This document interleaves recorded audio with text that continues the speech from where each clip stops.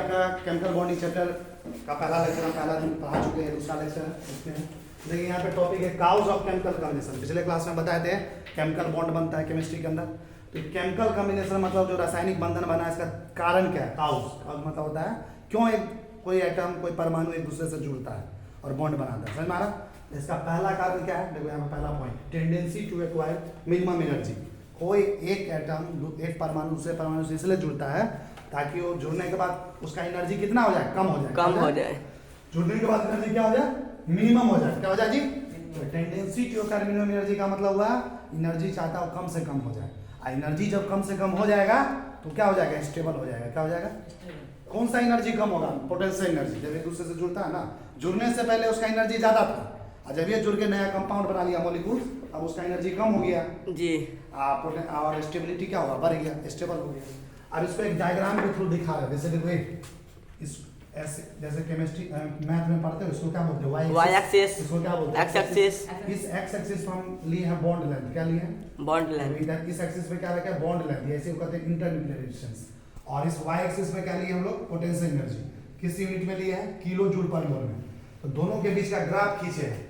Graph कैसे खींचे हैं, जब एक एटम दूसरे एटम से कंबाइन करता है उसके, देखो जैसे मान लो एक एटम ए है और दूसरा एटम कौन है, बी। अभी दोनों एक दूसरे से, देखो यहाँ पे जो, देखो यहाँ पे क्या था, ए अलग था, बी अलग था, दिख रहा है ना। हाँ। फिर धीरे धीरे दोनों एक दूसरे के नजदीक आया, दोनों एक दूसरे के क्या हुआ, नजदीक आया।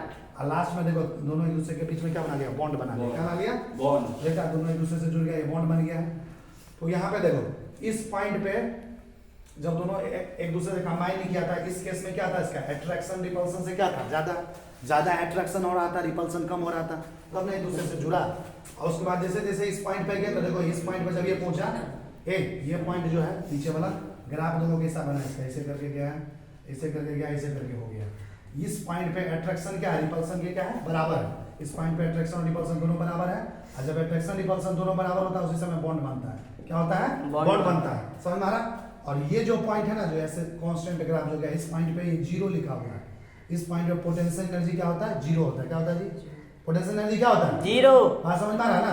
तो देखो जैसे जैसे ये ऐसे ऐसे ग्राफ आ रहा है, ऐसे ऐसे आ रहा है, तो देखो इसका पोटेंशियल एनर्जी क्या हो रहा है, पोटेंशियल एनर्जी क्या हो रहा है, घटते जा रहा है। और यहाँ पे जाते पूरा घट जाता है, और इस पॉइंट पे पोटेंशियल एनर्जी क्या हो जाता है, जीरो। और यहाँ पे एटम कंबाइन हो जाता है, और यहाँ पे एटम क्या हो जाएगा, ज्यादा स्टेबल। तो देखो लिखा value of potential energy at this point is zero. अब देखो ये जो डायग्राम दिया गया है, क्या दिया गया है, तो इसको बताते हैं। सो देखो ये मान लो एटम है, ए है, ये एटम बी है। एटम कैसा होगा, ऐसा, बीच में उसका क्या होता है, न्यूक्लियस। बी एटम भी ऐसा होगा, बीच में उसका क्या होगा, न्यूक्लियस। अब देखो ये एटम ए और बी एक दूसरे से कंबाइन करा, बॉन्ड बना रहा है। ये पहले एटम का न्यूक्लियस है, ये पहले एटम का क्या है, न्यूक्लियस।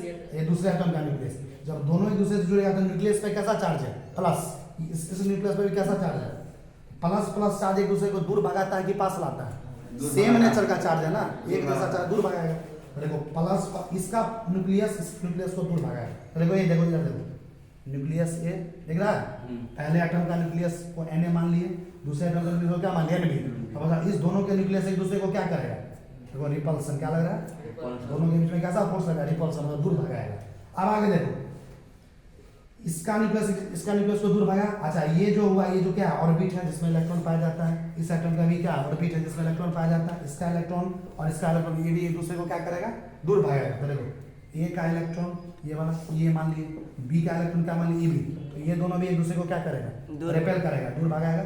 ये भी एक दूसरे को दूर भगाएगा, ये भी दोनों एक दूसरे को दूर भगाएगा। अब देखो इस एटम ए का जो न्यूक्लियस है, एटम ए का क्या है, न्यूक्लियस, एटम ए का न्यूक्लियस, और एटम बी का क्या है, इलेक्ट्रॉन। देखो एटम ए का न्यूक्लियस, इलेक्ट्रॉन किसका लेंगे, बी का। ए का न्यूक्लियस बीच वाला हुआ, बी का इलेक्ट्रॉन कौन हुआ, ये वाला। तो ये एक दूसरे को क्या करेगा, इलेक्ट्रॉन पे कैसा चार्ज होता है, माइनस। इस न्यूक्लियस में कैसा, प्लस। और प्लस माइनस एक दूसरे को क्या करेगा, अट्रैक्ट करेगा। देखो न्यूक्लियस से इलेक्ट्रॉन बी, कैसा फोर्स है, अट्रैक्शन। कैसा फोर्स है। अब आगे देखो न्यूक्लियस भी इसके इलेक्ट्रॉन पे, एक इलेक्ट्रॉन पे भी कैसा लगाएगा, अट्रैक्शन। देखो न्यूक्लियस भी इलेक्ट्रॉन बी पे क्या लगाएगा, अट्रैक्शन। समझ में आ रहा है ना। इधर देखो न्यूक्लियस भी इलेक्ट्रॉन है, न्यूक्लियस भी मतलब ये बीच वाला, और इलेक्ट्रॉन कौन हुआ, ये वाला। ये भी एक दूसरे पे क्या लगाएगा, अट्रैक्शन। क्या लगाएगा, क्योंकि अपोजिट चार्ज, एक प्लस एक माइनस है। और न्यूक्लियस से इलेक्ट्रॉन है, देखो ये न्यूक्लियस ए का न्यूक्लियस हुआ, इसका अपना इलेक्ट्रॉन होगा। अपना प्लस माइनस में तो हमेशा अट्रैक्शन होता है, तो अपना क्या होगा, अट्रैक्शन होगा। इसका भी अपना क्या होगा, अट्रैक्शन होगा। इसका और दूसरे का क्या होगा, अट्रैक्शन। इसका और दूसरे का क्या होगा, अट्रैक्शन। इसका न्यूक्लियस इसका न्यूक्लियस रिपल्सन, इसका इलेक्ट्रॉन इसका इलेक्ट्रॉन रिपल्सन। समझ में आ रहा है? ये डायग्राम यही था। आप देखो अट्रैक्शन, देखो जितना ज्यादा अट्रैक्शन होगा उतना दोनों पास आएगा, बॉन्ड बनेगा। समझ में आ रहा है? अट्रैक्शन जितना ज्यादा होगा उतना ही ज्यादा एटम का क्या होगा, मॉलिक्यूल्स का स्टेबिलिटी बढ़ेगा। समझ में आ रहा है? स्टेबिलिटी बढ़ रहा है तो उसका एनर्जी क्या हो रहा है, घट रहा है। एनर्जी ऑफ आइसोलेटेड एटम देखो उल्टा है तो घट रहा है। एनर्जी और स्टेबिलिटी बढ़ने से एक और चीज बढ़ता है, बॉन्ड एनर्जी। क्या बढ़ता है, बॉन्ड एनर्जी। याद रखना, कभी अट्रैक्शन ज्यादा होगा तो स्टेबिलिटी बढ़ेगा, स्टेबिलिटी बढ़ेगा तो बॉन्ड एनर्जी बढ़ेगा, और एनर्जी जो होगा एटम का अपना आइसोलेटेड एटम का वो घटेगा। तो यहाँ पे देखो इसी चीज को हम लिखा है, bond formation is always an exothermic process. कभी भी बॉन्ड जो बनता है, हम पिछले क्लास में बताए थे वो ऐसे दिखा दिए थे। देखो एक हाइड्रोजन का दूसरा हाइड्रोजन, हाइड्रोजन का पहला एटम दूसरे हाइड्रोजन के एटम के साथ मिलकर क्या बनाता है, हाइड्रोजन मॉलिक्यूल। यहाँ पे एनर्जी लिखे थे, याद है पिछले क्लास में? तो जब कभी भी बॉन्ड बनता है, यही नहीं कोई भी एटम के बीच में बॉन्ड बनता है तो हमेशा एनर्जी रिलीज होता है। जब एनर्जी रिलीज होता है तो प्रोसेस कैसा एक्सोथर्मिक। क्या कहलाता है, exothermic. Bond formation is an exothermic process. Bond का बनना कैसा प्रोसेस है जी, एक्सोथर्मिक। व्हेन देखो इधर, when two atoms approach to each other then molecules of one atom attracts the electrons of other atom। देखो जब एक एटम दूसरे एटम के अप्रोच करता है, मतलब अप्रोच करता है नजदीक आता है, तो पहला एटम का न्यूक्लियस, देखो पहला एटम का न्यूक्लियस दो ना, पहला एटम का न्यूक्लियस दूसरे एटम के इलेक्ट्रॉन को अपनी ओर क्या करता है, खींचता है। देखो पहला एटम का न्यूक्लियस दूसरे एटम के इलेक्ट्रॉन को क्या करता है, अपनी ओर खींचता है। तो दोनों के बीच में कैसा फोर्स लगा, अट्रैक्शन। अट्रैक्शन। इधर देखो two nuclei and electrons of both the atom repel each other. देखो इसका मतलब क्या हुआ, देखो दोनों न्यूक्लियस एक दूसरे को रिपेल करेगा, दोनों इलेक्ट्रॉन एक दूसरे को रिपेल करेगा। वही लिखा वाला पॉइंट। इधर देखो if net result is attraction then total energy of the system और molecules decreases and then chemical bond forms करा। तो मान लो कोई कह रहा सर अट्रैक्शन भी हो रहा है, रिपल्सन भी हो रहा है, कौन ज्यादा होगा? अगर अट्रैक्शन का मान ज्यादा हो गया, क्या हो गया, अट्रैक्शन का मान ज्यादा होगा किससे, रिपल्सन से, तब जाके बॉन्ड बनेगा ना। अगर रिपल्सन हो जाएगा ज्यादा तो बॉन्ड बनेगा, दोनों जुड़ ही नहीं पाएगा। दोनों जुड़ेगा कब, जब अट्रैक्शन ज्यादा हो। एक साथ दो को काम करा, देखो तुमको इधर से हम खींच भी रहे, आदमी तुमको भागा भी के ले जा रहा है। आदित्य को मेरा मन है कि क्लास के अंदर लाए, क्या करे, तो हम इसको खींच के इधर ला रहे हैं, आदमी उसको पकड़ के उधर ले जा रहा है। तो आप आएगा इधर, क्या बोल रहे हैं, हम इसको खींच के इधर ला रहे हैं, दूसरा आदमी इसको पकड़ के उधर ले जा रहा है। तो हम इसको अट्रैक्शन फोर्स लगा रहे हैं, दूसरा इसको रिपल्सन फोर्स लगा, दोनों काम एक साथ हो रहा है। तो क्लास में कैसे आएगा, जो हम फोर्स लगा रहे हैं ज्यादा लगाएंगे उस आदमी से, तब नहीं जा रहेगा। तो अट्रैक्शन का मान रिपल्सन से ज्यादा होगा तभी बॉन्ड बनेगा। समझ रहा?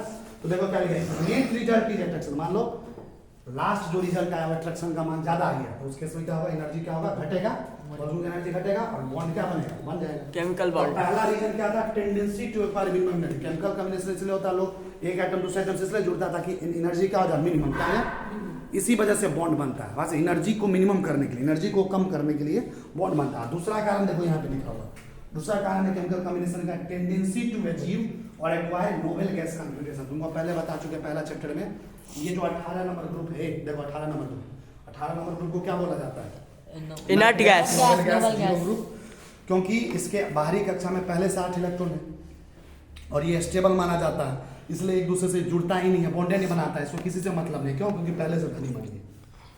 तो मान लो देखो, जैसे देखो कोई इंडिया में जैसे मुकेश अंबानी, वो अनिल अंबानी और रिचेस्ट पर्सन होता है, दूसरा आदमी देखता है उसको कहते हैं पैसा वाला है, जियो कंपनी सब चलता है ना, तो हम भी पैसे वाला इसके तरफ वाले। तो दूसरा आदमी कहता है क्या चीज़ का बिजनेस करा, इससे क्या करा, तो भी चाहता नहीं इसके जैसा हम भी करें। तो दूसरे के देखा देखी चाहता है भी करे, चाहते कि उसके मन में क्या होता है कि हम भी उसके जैसा बने। तो यही है देखो 18 नंबर ग्रुप, ये पहले से धनी मानी है। तो बाकी जो ग्रुप का आइटम्स है पूरा एलिमेंट, वो सब क्या चाहता है, हम भी 18 नंबर ग्रुप की तरह बने। तो 18 नंबर ग्रुप की तरह बनने के लिए क्या करना पड़ेगा, उसको भी बाहरी कक्षा में 8 इलेक्ट्रॉन लाना पड़ेगा, स्टेबल करने के लिए 8 इलेक्ट्रॉन नाम, तो वही लिखा है टेंडेंसी टू अचीव और इनर्ट। क्या चाहता है सभी एटम, उसमें टेंडेंसी क्षमता होता चाहता रहता है तो उसके पास भी कैसा कॉन्फ़िगरेशन है, नोबल गैस, इनर्ट गैस का, ताकि हमारे बारी कक्षा में भी 8 इलेक्ट्रॉन आ जाए, हमारे बारी कक्षा में 8 इलेक्ट्रॉन आ गया तो हम स्टेबल हो जाएंगे। इसलिए बॉन्ड बनाता है, उसको छोड़ के बाकी सब बॉन्ड बनाता रहता है, मेहनत करता है। तो देखो क्या लिखा है, each atom tries to achieve 8 electron in its valence. प्रत्येक एटम क्या चाहता रहता है, अपने बारी कक्षा में 8 इलेक्ट्रॉन आना, और 8 इलेक्ट्रॉन आने से क्या हो जाता है, स्टेबल हो जाता है। Atoms combines to acquire noble gas, इसलिए एक एटम दूसरे एटम से जुड़ता है और जुड़ने के बाद क्या चाहता है कि इनर्ट गैस का कॉन्फ़िगरेशन आ जाए, इलेक्ट्रॉनिक विन्यास आ जाए। समझ में आ रहा है उसको।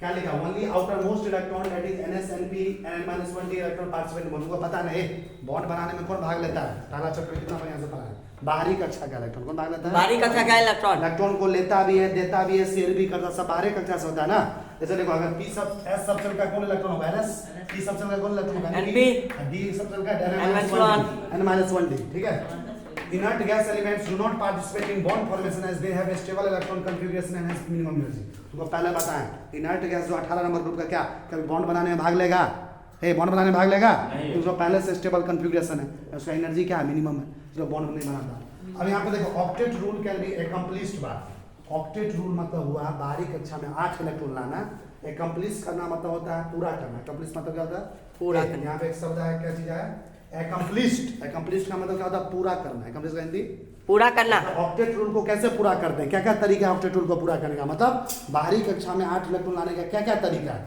बॉन्ड बनाना बॉन्ड कितने तरीके से बन सकता है इस 3 तरीके से पहला है इक्वल शेयरिंग ऑफ इलेक्ट्रॉन्स क्या करो एक एटम और दूसरे एटम के बीच में बराबर बराबर का साझेदारी हो इलेक्ट्रॉन का अगर बराबर बराबर का साझेदारी होता है तो कौन सा बॉन्ड बनता है कोवेलेंट बॉन्ड कोवेलेंट बॉन्ड एक बॉन्ड ऐसे बनेगा दूसरा है अनइक्वल शेयरिंग ऑफ इलेक्ट्रॉन अब क्या हो इलेक्ट्रॉन का शेयरिंग हो लेकिन अनइक्वल बराबर का नहीं मतलब एक आदमी जो बिजनेस खोला 5 रुपया वो लगाया 5 रुपया वो तो ये कौन सा हो गया पहला कोवेलेंट और दूसरा बार में क्या हुआ दो आदमी बिजनेस खोला आदमी एक को आदमी लगाया 5 रुपया और दोनों का अधिकार उस पर होगा तो यानी शेयरिंग कैसे अनइक्वल बराबर का तो शेयरिंग नहीं है ये कौन सा बॉन्ड कोऑर्डिनेट बॉन्ड पहला चैप्टर में पढ़ा सकते हैं बढ़िया से कॉपी नोट कॉपी देख लेना और तीसरा तरीका बॉन्ड बनाने का है ट्रांसफर ऑफ इलेक्ट्रॉन याद है इलेक्ट्रॉन का ट्रांसफर से भी बॉन्ड बनता है पता है ना जी मेटल इलेक्ट्रॉन को लूज करता है निकालता है और वो इलेक्ट्रॉन को लेता कौन है नॉन मेटल कौन लेता है नॉन मेटल इलेक्ट्रॉन को ट्रांसफर हुआ ना तो इलेक्ट्रॉन के ट्रांसफर से कौन सा आयनिक बॉन्ड आयनिक बॉन्ड यही 3 तरीका है बॉन्ड बनाने का केमिस्ट्री इसी तरह से 3 तरीके का बॉन्ड बनता है आयनिक बॉन्ड जो पहला चुके पहला चुके कोवेलेंट बॉन्ड वो भी पहला चुके कोवेलेंट बॉन्ड भी पहला चुके इसका बहुत सारा एग्जांपल भी दिए हैं समझ में आ रहा पहला चैप्टर क्या बोले पहला चैप्टर जो हम 3 से 4 महीना पढ़ाए यहाँ बेसिक केमिस्ट्री पूरे केमिस्ट्री में काम देगा वो पढ़ लिया वो जो हर चैप्टर में आसान है देखता इसमें कितना इस्तेमाल हो रहा है तो पहला चैप्टर पढ़ने से ही ये आसान हो गया देखो आगे देखो अब इस चैप्टर में केमिकल बॉन्डिंग में एक नया टॉपिक है Kossel Lewis approach to chemical bonding Kossel एक अलग वैज्ञानिक है लेविस एक अलग वैज्ञानिक है इसको बोला जाता है Kossel Lewis approach to chemical bonding मतलब केमिकल बॉन्डिंग जहाँ होता है बॉन्ड जहाँ बनता है तो कौशल लेविस का एक रूल आया इसको मिला के बोलते हैं लेविस ऑक्टेट रूल क्या बोलते हैं लेविस ऑक्टेट रूल तुमको हम पहला चैप्टर में स्ट्रक्चर बनाना सिखाए थे याद है पहला चैप्टर में स्ट्रक्चर बनाना सिखाए थे ना 350 से 400 स्ट्रक्चर बना दिए उसमें बताते थे देखो डॉट डॉट से रिप्रेजेंट करते थे क्रॉस से याद है पहला चैप्टर में जितना भी स्ट्रक्चर बनाते थे उसमें डॉट क्रॉस इस्तेमाल करते थे इलेक्ट्रॉन को दिखाने के लिए ये कौन बताया था डॉट के इस्तेमाल करने के लिए लेविस पहले ऐसे वैज्ञानिक थे तो बोलते थे जो बाहरी कक्षा में इलेक्ट्रॉन होता है ना वैलेंस इलेक्ट्रॉन उसको किस से रिप्रेजेंट करेंगे डॉट से क्या चीज से इसको बोलते हैं लेविस ऑक्टेट रूल और बोला कोई भी एटम क्या चाहता है बाहरी कक्षा में 8 इलेक्ट्रॉन लाना तो 8 इलेक्ट्रॉन लाने के लिए बॉन्ड बनाता है समझ में आ रहा और स्ट्रक्चर जो तुमको बनाए थे इसी पे बेस्ड था देखो each atom try to complete its octet देखो प्रत्येक एटम क्या चाहता है अपने ऑक्टेट को कंप्लीट करना ऑक्टेट को कंप्लीट करना मतलब अपने बाहरी कक्षा में कितना इलेक्ट्रॉन लाना 8 इलेक्ट्रॉन ऑक्ट का मतलब 8 होता है आगे देखो ईच एटम और every atom has tendency to complete its octet in outermost प्रत्येक एटम के पास क्षमता होता है टेंडेंसी होता है ऑक्टेट को पूरा करने का अपने बाहरी कक्षा में किसमें hydrogen atom has a tendency to complete its duplet और डुप्लेट एक एक्सेप्शन है आपको बात देखो सभी एटम चाहता है बाहरी कक्षा में 8 इलेक्ट्रॉन है लेकिन एक दो एलिमेंट को छोड़ दो जो जिसके बाहरी कक्षा में सिर्फ 2 ही इलेक्ट्रॉन आके वो स्टेबल हो जाता है बताते हैं ना कुछ एटम है जिसके बाहरी कक्षा में कितना इलेक्ट्रॉन आता है 2 इलेक्ट्रॉन तो जब 2 इलेक्ट्रॉन आता है ना तो कहते हैं वो डुप्लेट पूरा किया क्या पूरा किया या डुप्लेक्स पूरा किया हम कहेंगे अगर किसी एटम के बाहरी कक्षा में 2 इलेक्ट्रॉन आ जाए तो उसे क्या पूरा करना बोलते हैं डुप्लेट या डुप्लेक्स ये एक आधे को एटम है जो करता है जैसे हाइड्रोजन एटम करता है एक हीलियम करता है बस ये 2 को छोड़ दो बाकी सब ऑक्टेट पूरा करता है क्या करता है ऑक्टेट बाहरी कक्षा में 8 इलेक्ट्रॉन लाना चाहता है 8 इलेक्ट्रॉन आ गया तो कहेंगे ऑक्टेट पूरा करना 2 इलेक्ट्रॉन आ गया तो कहते हैं डुप्लेट पूरा करना डुप्लेट कौन पूरा करता है हाइड्रोजन ऐसे एक आधा और to acquire inert gas configuration atoms lose और गेन और शेयर इलेक्ट्रॉन और कोई भी एटम इनर्ट गैस कॉन्फ़िगरेशन तब लेगा तो क्या करेगा अपने इलेक्ट्रॉन को लूज करेगा या तो बाहर निकालेगा या इलेक्ट्रॉन को बाहर से अंदर लेगा गेन करेगा या क्या करेगा शेयर करेगा साझेदारी करेगा इसी पे तो ये तीनों बॉन्ड बनता है आगे देखो the tendency of atom to achieve 8 electron in their outermost shell is called Lewis octet rule और ये जो एटम का टेंडेंसी है क्षमता है किसी भी एटम का बाहरी कक्षा में 8 इलेक्ट्रॉन लाने का किसी भी एटम का ये जो क्षमता है बारीक कक्षा में 8 इलेक्ट्रॉन लाने का, यही कहलाता है लेविस ऑक्टेट रूल। क्या कहलाता है? लेविस ऑक्टेट इसको दिया कौन था? लेविस। लेविस। और एक कौशल नाम का साइंटिस्ट है। और इसके आगे की कहानी जो है अब अगले लेक्चर में करेंगे केमिकल बॉन्डिंग का। तब तक आप यहाँ तक पूरा रिवाइज करके आइएगा।